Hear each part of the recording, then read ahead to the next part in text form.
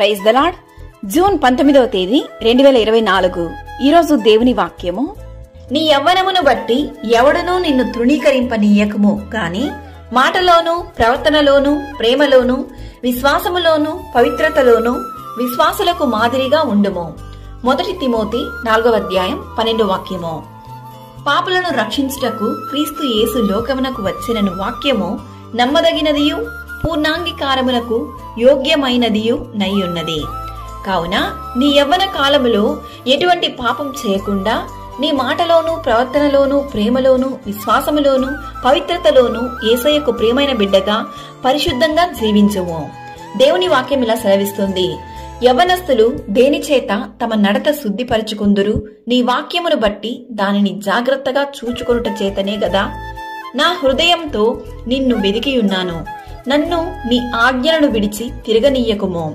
దావీదు కీర్తనకారుడు ఈ విధంగా అంటున్నాడు, నీ ఎదుట నేను పాపము చేయకుండునట్లు నా హృదయములో నీ వాక్యము ఉంచుకొని ఉన్నాను. యెహోవాయందు భయభక్తులు కలిగి ఉండుట మనుషులు చెడుతనము నుండి తొలగిపోవుదురు.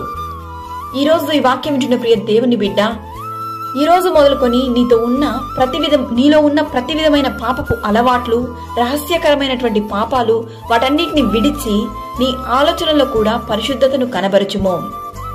నిన్నెవరు చూడలేదని రహస్య పాపములకు బానిసవ్వకుండా సర్వ సృష్టికర్త అయిన దేవుడు నిన్ను చూస్తున్నాడన్న విషయాన్ని మరవకు.